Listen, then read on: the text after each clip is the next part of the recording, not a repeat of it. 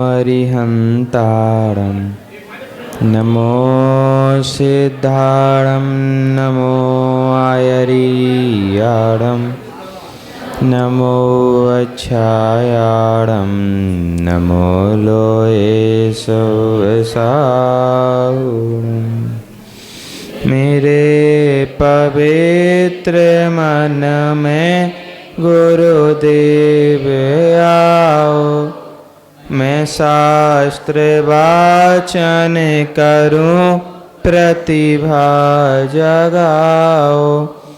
अरिहंत भाषित सभी श्रुत देवताओ, क्या बोलना अब मुझे तुम ही बताओ। क्या बोलना अब मुझे तुम ही बताओ। यस्मिन् गिरि च निरतां श्रुत शब्द राशि, भासानुरश्मि समतेज सदा हि नंदो। भागीश्वरी सरसुभाषित आगमत्वम्, आचार्य पूज्य विभवं प्रणमामि नित्यम्। आचार्य पूज्य विभवं प्रणमामि नित्यम्। अनंत अनंत सिद्ध पंचवन विष्टि भगवान की, मूलायक श्री खजार कलिकुंड चिंतामणि पार्श्वनाथ भगवान की, शासनायक भगवान महावीर स्वामी की, परम पूजनीय आचार्य श्री विराग सागर जी महाराज की, चर्या श्रोमणी आचार्य भगवंत श्री विशुद्ध सागर जी महाराज की, संयम प्राण प्रदाता गुरुदेव विभव सागर जी महाराज की, उत्तम तप धर्म की।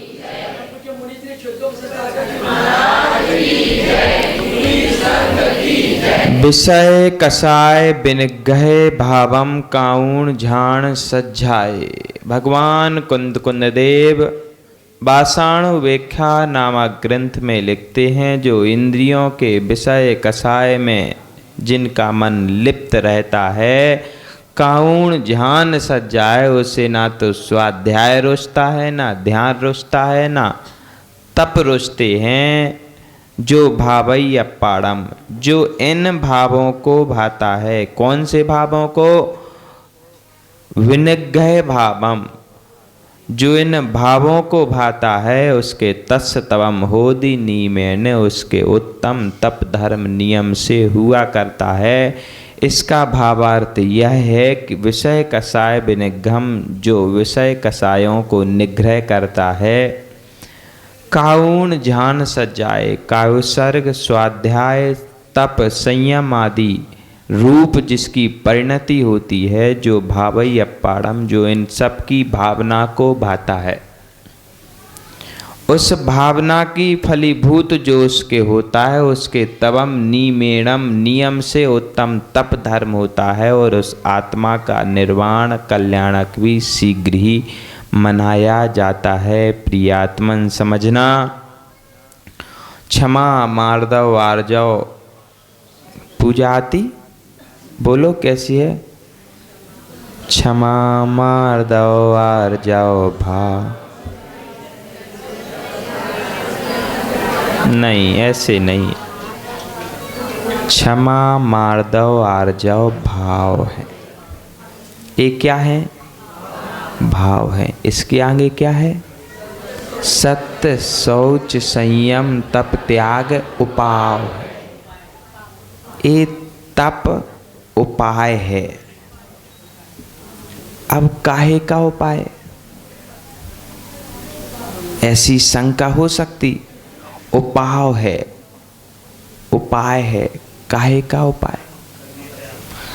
कर्मों की निर्जरा के लिए यह तप धर्म उपाय है, तो त्याग करने से, तप करने से निर्जरा होगी कि इसकी भावना भाने से निर्जरा होगी?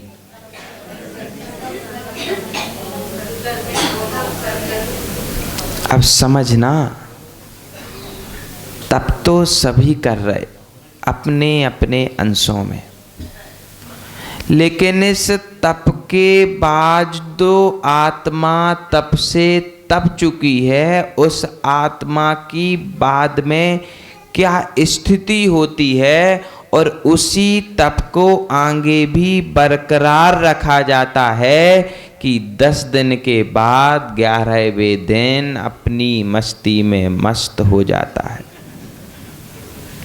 देखो, 10 दिन में यदि असंख्यात गुण श्रेणी कर्मों की निर्जरा हो गई और 11वें दिन असंख्यात गुण श्रेणी कर्मों का बंद हो गया, तो इससे अच्छा तो था कि तप करते ही नहीं। तप सतत चाहिए ना, सतत बोलते ना इंग्लिश में, कंटिन्यूअस टेंस, सतत होना चाहिए, लगातार काम चलना चाहिए। यदि मकान बनाना है तो सालों काम चलता है, उसके बाद कहीं जाकर बंगला में रहने को मिलता है। यूं नहीं होता कि 10 दिन 500 कारीगर और 11वें दिन एक भी मजदूर ना आए। 10 दिन 500 कारीगर लगा दो, बास, तेला, बेला, नीरस, एकांतर, अनशुद्ध भोजन, सिर्फ मूंग की दाल, अन रोटी। बहुत सारे लोग आए, बताते थे नियम, महाराज हम सिर्फ मूंग की दाल रोटी खाएंगे, अनाज एक ही बैठ की एक आसन करेंगे, अनेक करेंगे, अनवो करेंगे। हमने कही 11वें दिन से, तो बोले कुछ भी नहीं। समझना, ये मात्र 10 दिन के लिए धर्म नहीं आया है, जीवन भर के लिए आया है। हम महाराजों ने जीवन भर के लिए धारण कर लिया है, तो अब 10 दिन के लिए यूं नहीं कहते कि सिर्फ मूंग की दाल रोटी खाएंगे। हरि का त्याग। 12 महीने हम 15 हरि और 5 अन्न लेते हैं। हमारा जीवन ही पर्यूषण है। अब जीवन यदि पर्यूषण ना बना सको तो थोड़ा कम बना लो, 6 महीने बना लो, 2 महीने बना लो, या साल भर सिर्फ मूंग की दाल रोटी ना खा सको तो हम कहते रस से खाओ, भाजी से खाओ, सब्जी से खाओ, लेकिन कम से कम पूरे वर्ष भर शुद्ध तो खाओ। तप का धर्म है आज, इसीलिए ऐसा कह रहे। देखो, बुरा नहीं मानना, नहीं तो कहो महाराज हम अपनी बात बताने आए थे कि मूंग की दाल और रोटी खाएंगे, हरि का त्याग है, और महाराज ऐसे मिले कि इनने पूरे गांव में प्रचार कर दिया। समझना, यह प्रचार, अभी प्रचार चल रहा था बड़े पैमाने पर। इन्होंने इतने उपवास किए, उन्होंने उतने उपवास किए, उन्होंने, खुशी है, प्रसन्नता है। और मैं कहता हूं बाल तपांसी दैवस्य का यदि देवगति का फल मिलता है तो उन्हें मिलेगा, किंतु उसके साथ चाहिए कि कुछ एक ऐसा तप जो जीवन भर याद दिलाता रहे कि मैंने अमुक वर्ष में अमुक पर्यूषण पर में ऐसी ऐसी प्रतिज्ञा ली थी जो मैं आज तक पालन कर रहा हूँ। यदि वह प्रतिज्ञा हमारे जीवन से जुड़ जाती है तो विश्वास मानना कर्मों की निर्जरा सतत होती रहेगी, और यह सब पूरा उपक्रम है कर्मों की निर्जरा का। आज सुबह आए थे कुछ उपवास वाले, तो हमने कहा प्रतियोगिता रख देते 11वें दिन। बोले काहे की? हमने कहा 150 रसगुल्ले खाने की। बोले महाराज जाता नहीं है, इतना सा जाएगा मुश्किल से। हमने कहा देखो आपके पास भी समझ है कि 10 दिन त्यागने के बाद 11वें दिन ग्रहण करने में समस्या जाती है। यदि ऐसी ही बात जीवन भर अपना लो कि हम तो 10 दिन छोड़ चुके हैं, अब 11वें दिन क्यों नहीं विषय कसायों में प्रवृत्त होना। लेकिन नहीं, भोजन के लिए तो समझ जाते कि 11वें दिन उपवास के बाद भोजन जाता नहीं है। लेकिन विषय कैसा है, हमारी वही प्रवृत्तियां 10 दिन किसी के भी घर में तू मैं नहीं हुई होगी। हुई क्या, 6-7 दिन तो हो ही गए। आज कौन सा दिन है, 7वां दिन है। 7 दिन से सबके घर में अपूर्व शांति होगी और अभी 3 दिन रहेगी। लेकिन आगे वाले समय में क्यों, क्योंकि जो धर्म का मर्म अभी हम जान चुके हैं, वो धर्म का मर्म हम छोड़ देते हैं कि हो गए 10 लक्षण, 10 लक्षण आए थे, सारे लक्षण आ गए, 10 लक्षण गए, सारे लक्षण। तप अति महादुर्लभ त्याग विषय, कसाय जो तप की न पूजा की, ऐसे ही की। नर भव अनुपम कनक घर पर मणिमय, कैसे आएगा ये मणिमय कलसा, बहुत समझने की आवश्यकता है। मंदिर बनाने के बाद शिखर का निर्माण किया जाता है। शिखर के निर्माण के बाद उस पर कलशारोहण किया जाता है और जितना बहुमूल्य कलशा रखना होता है उतना बहुमूल्य समाज से आह्वान किया जाता है कि देखो कलश चढ़ना है और उस पर सोने की पॉलिश सोनी है, सब लोग अपने मुक्त हस्त से दान दीजिए, ऐसे ही कहा जाता है। फिर तो यह स्वयं का मंदिर है, स्वयं ने शिखर बनाया, स्वयं को मणिमय, साधारण नहीं, पत्थर का नहीं, सोने का नहीं, चांदी का नहीं, मणिमय, मणियों से बना हुआ कलश विराजमान करना है। और जब मणिमय कलशारोहण करना है तो मन में भी मणिमय परिणाम होना चाहिए। मन में मणिमय परिणाम कैसे होंगे? अभी निश्चित है सबके मन में मणिमय परिणाम है, रहेंगे भी आगे के 3 दिन। लेकिन यदि वही मणिमय परिणाम जीवन भर के लिए हो जाए, कोई बंदिश नहीं है, कोई आपके लिए ऊपर भारारोपण नहीं है कि जीवन भर सिर्फ मूंग की दाल रोटी खाओ, जीवन भर हथकरघा की साड़ी पहनो। लोग आए बोले महाराज 10 दिन हथकरघा की साड़ी पहनेंगे कि आप 10 दिन अमुक नियम पालो, लेकिन मात्र 10 दिन के बाद जीवन भर एक नियम का पालन करो कि हम अपने परिणाम शांत रखेंगे, किसी की बात को सुन करके उस पर चिल्लाएंगे नहीं, झुझलाएंगे नहीं। एक तप धारण कर लो, और कुछ करो या ना करो, 11वें दिन से तुम चले जाना कहीं बाहर, किसी के साथ कुछ भी खा के आ जाना, उसमें कोई बुराई की बात नहीं है। लेकिन 11वें दिन से पराग नियम ले लेना कि जीवन में कभी भी पिताजी से ऊंची आवाज में बात नहीं करेंगे, बस तुम्हारे उपास सार्थक हो गए। एक नियम ऐसा लेना कि हम अपने माता पिता की तरफ किसी भी प्रकार की बगावत की स्थिति पैदा नहीं होने देंगे।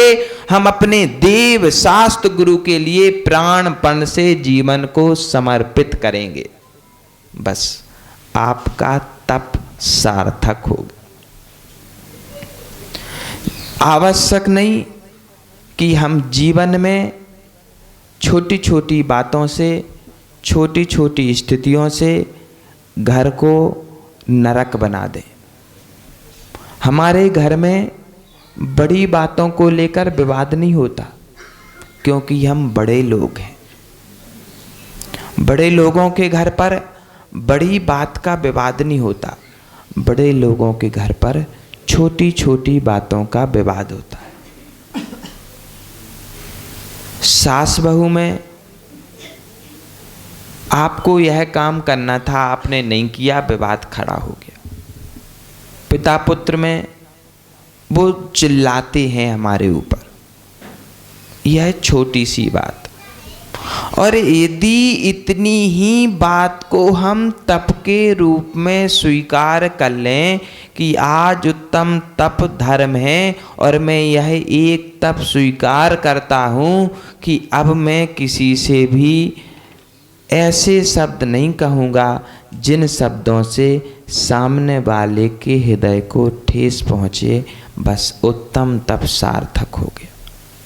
वो महाराज बता रहे थे, ऐसी विधि ली कि 6 महीने तक नहीं मिली, तलवार के अग्रभाग पर रख के कोई गिरास दे।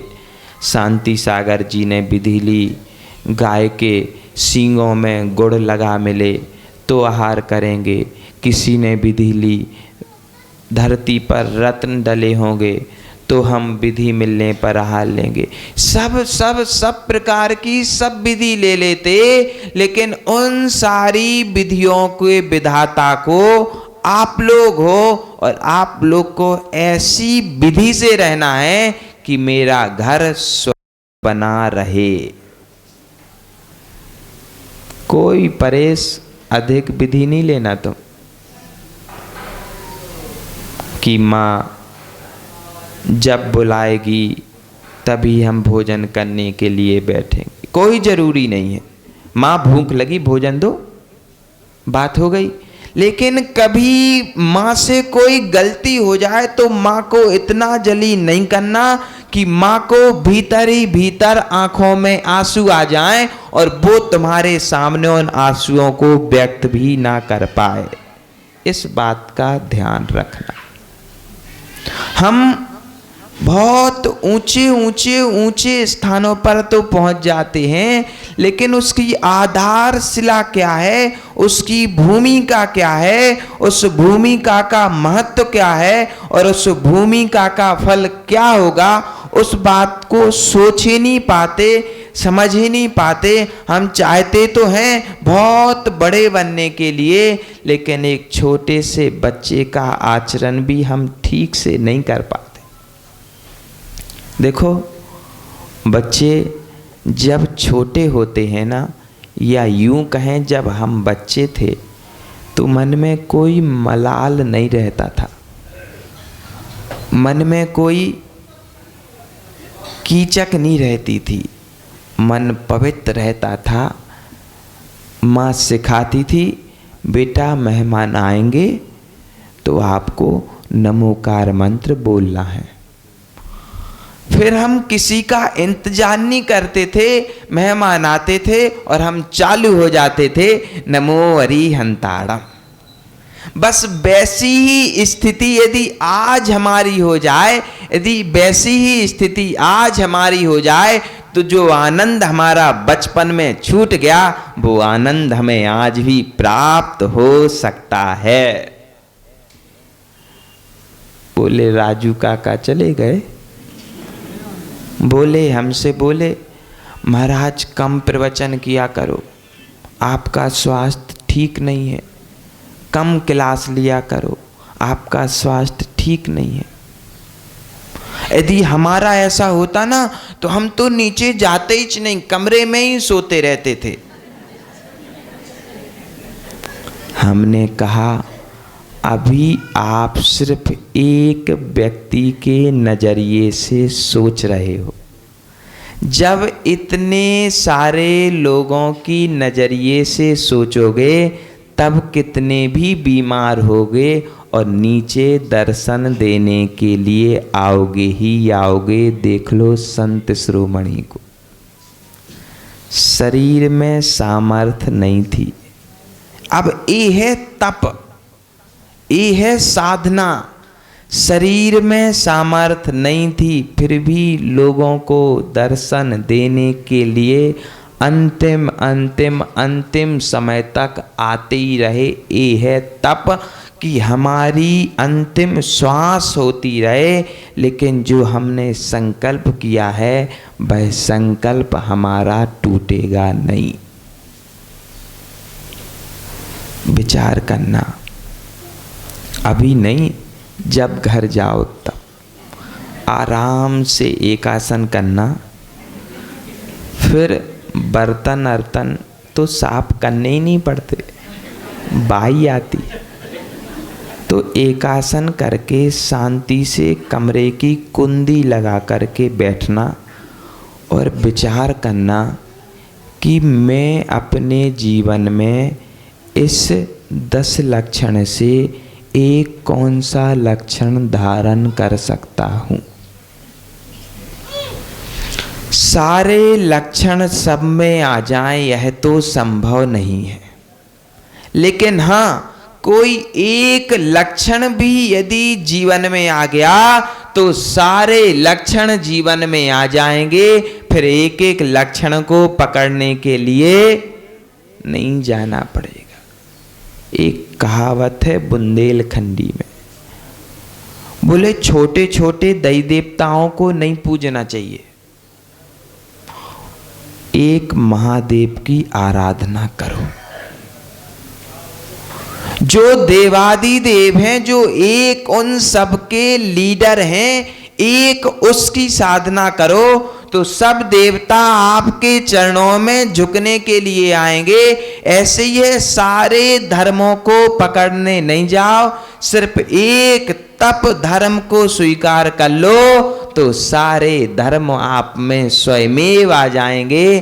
फिर धर्मों को पकड़ने की आवश्यकता अनशन, अमोदर, वृत्ति संख्यान, रस परित्याग, विवेक संयासन, काय क्लेश, प्रायश्चित, विनय, वैयावृत, स्वाध्याय, विसर्ग, ध्यान। यह 12 तप हैं और 12 प्रकार की व्याख्याएं हैं। यदि अनशन की व्याख्या देखी जाए तो भोजन को छोड़ना अनशन कहलाता है। अब मौदर्य की व्याख्या देखी जाए तो भोजन से कुछ कम खाना अब मौदर्य कहलाता है। विधि आदि से भोजन के लिए जाना वृत्ति परिसंख्यान कहलाता है। सारे रसयुक्त भोजन के मिलने के बाद यदि भोजन में से रसों को छोड़ देना तो रस परित्याग कहलाता है। और कोमल गादी के मिलने पर भी गादी का त्याग करके सोना विविक्त शय्यासन कहलाता है। और एक करवट से सोना काया क्लेश कहला जाता है। यह तप तो बहुत सरल है और हम सहजता से कर लेते। देखो, ये उपवास करने वालों को किसी से कुछ पूछना नहीं पड़ा, उपवास हो गए। अब मौदर करने वाले भी हैं, लेकिन उनके नामों का उल्लेख नहीं किया जाता। किसको पता तुमने भूख से कम खाया? ऐसा रहता ना, इसलिए इनके नाम नहीं लिए जाते। वृत्ति परिसंख्यान, रस परित्याग, विवेक शय्यासन, काया क्लेश, यह सब होते तो हैं, दिखते तो हैं, लेकिन इनकी चर्चा कम हो पाती। क्यों? क्योंकि इनकी प्रभावना कम होती है। यह देखने में तो आते हैं, लेकिन प्रदर्शन तो होता है, लेकिन दर्शन नहीं होता। सबसे ज़्यादा प्रदर्शन और दर्शन होता है अनशन का। गणित पढ़े क्या आप लोग? गणित बोलो तो। अरे महाराज, करोड़ों का हिसाब लगाने वाले लोग हैं खंडेलवाल, और गणित के विषय में पूछते। अच्छा, गणित लगाना, इकाई जानते ना? इकाई बोलो। इकाई कितने अंक होते? 1। उपवास को 1 अंक दे दो। अब मौदर्य को 1 शून्य उसके आगे रख दो, कितने हो गए? 2.5। वृत्ति परिसंख्यान बोलो। रस परित्याग, विवेक शय्यासन, काया क्लेश तक 1,00,000 परमाणु आपको मिल गए। यह हो गए बाह्य तप। अब भीतर आ जाओ, तुम भीतर जाओ, तुम भीतर आ जाओ। अब प्रायश्चित जो तप है उसकी विधि बड़ी कठिन है। गुरु के सामने जाओ, बैठ के नमोस्तु करो, फिर अपने पाप को कहो। पाप तो कर लेते, लेकिन पाप को कहने में शर्म आती है। आती ना? कैसे कहें? यदि उन्होंने किसी से कह दिया तो हमारी बदनामी हो गई तो। इस पर और एक शून्य रख दो। कितने हो गए? याद है, भूल गए आप लोग? कितने हो गए? 10,00,000 परमाणु इस प्रायश्चित को मिलते हैं। अनशन को कितने? अब सोचो, प्रायश्चित ले लिया तो कितने पुण्य बढ़ गया? 10,00,000 हो गया। अब समझना धीरे धीरे किन किन तप की कितनी कितनी महिमा है। विनय, अनशन तो हो जाता महाराज, लेकिन झुका नहीं जाता।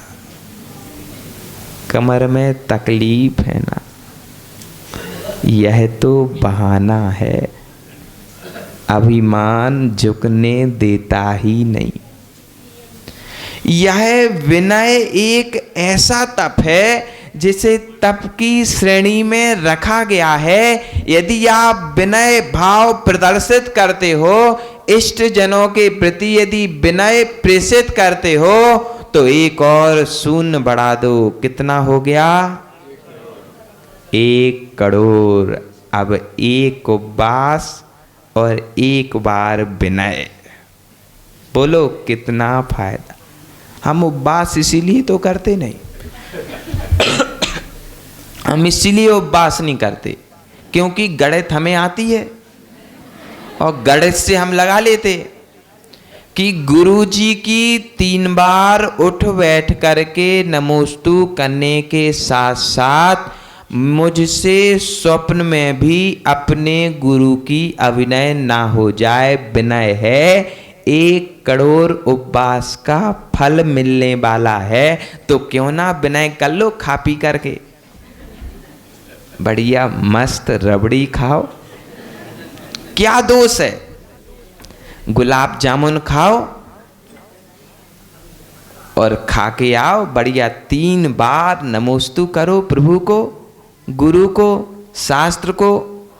और कभी भी मन से भगवती आराधना में भगवान शिव कोटि देव कहते हैं कि इस विनय को इतना समझने की आवश्यकता है कि हम सामने जब गुरु उपस्थित होते हैं या सामने प्रभु उपस्थित होते हैं तो विनय तो कर लेते, लेकिन वो विनय हमारी उतनी उपयोगिता वाली नहीं है जितनी कि परोक्ष विनय है।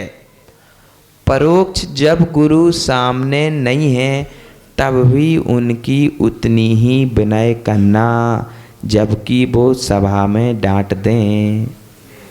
एकांत में डांटे यदि पिताजी, एकांत में यदि माँ कुछ कह दे तो बात बन जाए, लेकिन ओ मेरे दोस्त थे,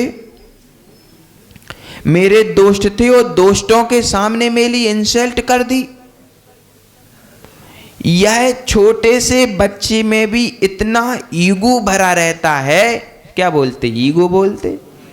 देखो अंग्रेजी आती नहीं है, आप लोग हम शब्द बोलते, आप लोग भावार्थ ग्रहण कर ले। इतना अभिमान भरा रहता है कि उस अभिमान के कारण वो झुकना नहीं चाहता, और एक छोटा सा बच्चा जिसका अस्तित्व इत्तू सा भी नहीं है, वो भी माता पिता को तेज सुर में बोलता है कि आपने मेरी बेइज्जती की है, मेरे मित्रों के सामने जाओ, मैं आपसे बात नहीं करता।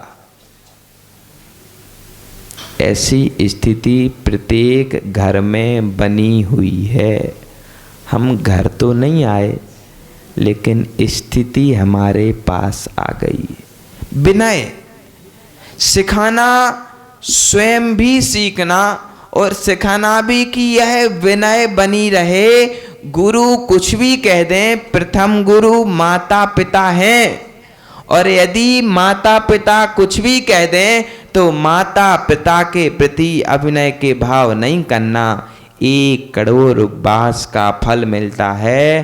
कुछ भी तो नहीं करना पड़ा, मात्र विनय करनी पड़ी, और विनय का फल है कि 1 करोड़ उपवास का फल मिल गया। भैया वृत्ति महाराज, विनय तो कर सकते, कोई कैसा भी हो, लेकिन उसके पैर दबाएं हमने कभी किसी के हाथ नहीं छुए, अब पैर दबाएंगे क्या? नहीं, हमसे नहीं हो सकता। और 1 शून्य लगा दो, कितने हो गए? 10 करोड़ उपवास एक तरफ, और माता पिता गुरु की सेवा एक तरफ। अब बोलो उपासी आत्माओं, बोलो, सास ससुर माता पिता की सेवा करोगे कि सिर्फ उपवास कर लिया और छोड़ दिए? बोलो, कुछ प्रभाव पड़ रहा कि नहीं पड़ रहा? यदि कभी कोई सासू माँ से गलती हो जाए तो याद करना, मैंने 10 लक्षण में 10 उपवास किए थे, 16 कारण के 16 उपवास किए थे। मुझे क्षमा भाव को धारण, बस घर स्वर्ग हो जाएगा। फिर किसी को तप अलग से धारण करने की जरूरत नहीं पड़ेगी।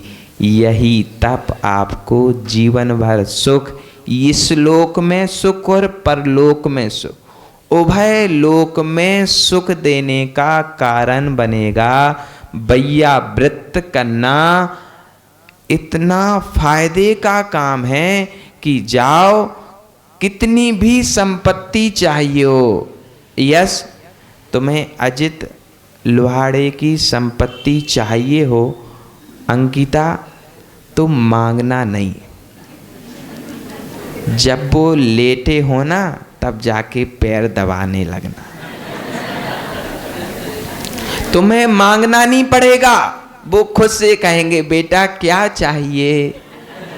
यह विधि है।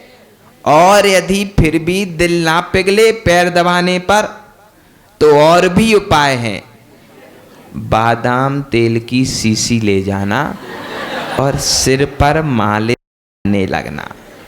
इतना तो विश्वास है कि दादाजी मान जाएंगे। मान जाओगे ना? लो, उन्होंने भी हामी भर दी। समझना, ये भैया व्रत तप का प्रभाव है। 10 करोड़ उपवास का फल मिलता है। स्वाध्याय कुछ भी तो नहीं करना। पुस्तक लो, मंदिर में बैठो या घर में बैठो या दुकान में बैठो, स्वाध्याय करते रहो। ज्ञान की वृद्धि होगी प्रथम, कसायों का निग्रह होगा द्वितीय, और आपसी विवाद नहीं होगे तृतीय, और स्वयं का समय शुभ उपयोग में व्यतीत होगा चौथा। ऐसे 4 फायदे हैं स्वाध्याय के। एक और शून्य लग दो, कितने हो गए? 100 करोड़ की 1 अरब। 1 अरब उपवास एक तरफ, एक शास्त्र की 1 लाइन पढ़ने का पुण्य एक तरफ। पूरी एक व्यक्ति को चाहिए कि स्वाध्याय का नियम ले ले। स्वाध्याय करने से 1 अरब उपवास का फल मिलता है। कुछ भी तो नहीं करना। अपने गप्पाष्टक के समय में से ऐसे ही होता ना, गप्पाष्टक में ज़्यादा समय व्यतीत होता। तो उस समय में से एक शास्त्र को उठाना, उसकी लाइन को वाचना, उसके अर्थ को हृदय में धारण करना, उपवास का फल, समय का सदुपयोग। गप्पाष्टक में यदि किसी की अधिक मजाक उड़ा दी तो वो बैर बांधेगा, और बैर बांधने के बाद क्या दशा होगी वो नहीं कह सकते, और नारद बनना पड़ेगा। क्या बनना पड़ेगा? यहाँ की वहाँ करने वाले। और स्वाध्याय करोगे तो उपवास का फल भी मिलेगा और सर्वार्थ सिद्धि विमान। अभी नहीं जा सकते, कोई बात नहीं, तो उसकी ऑब्जेक्टिव व्यवस्था भी है। क्या व्यवस्था है?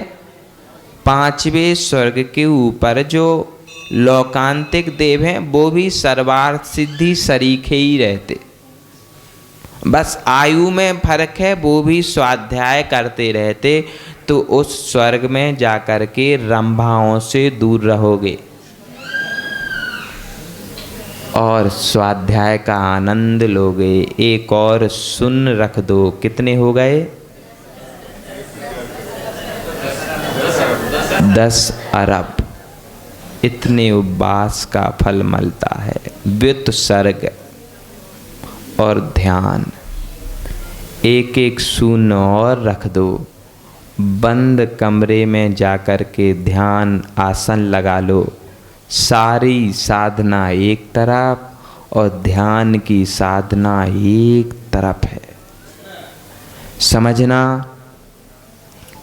प्रयास करना कि हम सभी इन बहिरंग तपों को तो धारण करते ही हैं, लेकिन अंतरंग तपों को भी धारण करें, जिससे कि भीतर का मल प्रक्षालन को प्राप्त होगा।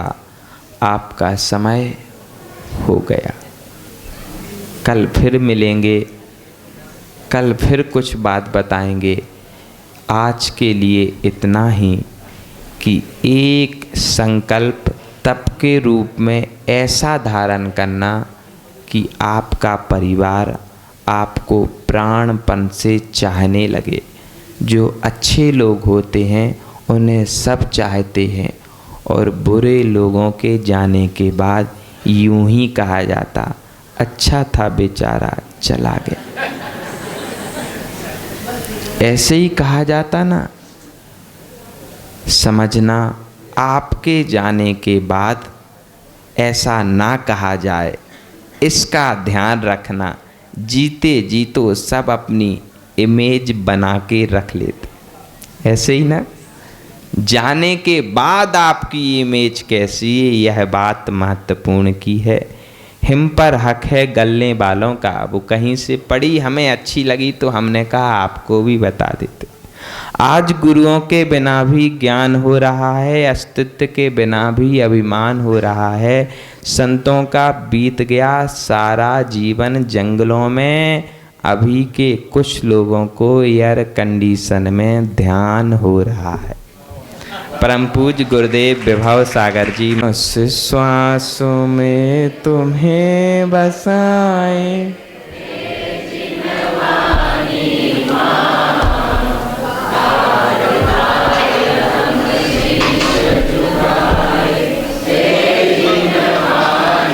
धर्म सभा में आने वाले समो शरण पाते, धर्म देश ना सुनने वाले दिव्य ध्वनि पाते।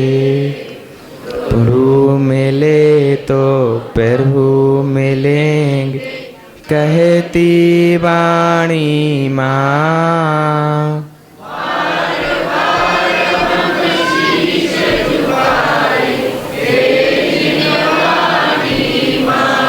पहला फल अज्ञान नाश, दूजा ज्ञान मिले, तीजा है गुण श्रेणी निर्जया। अंतिम फल निर्वाण हमें जय निर्वाणी माँ।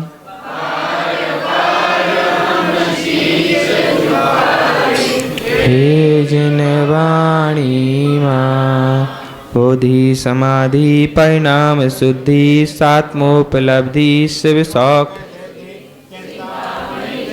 तिद वस्तु दाने त्वं बंधमानस ममास्तु देवी।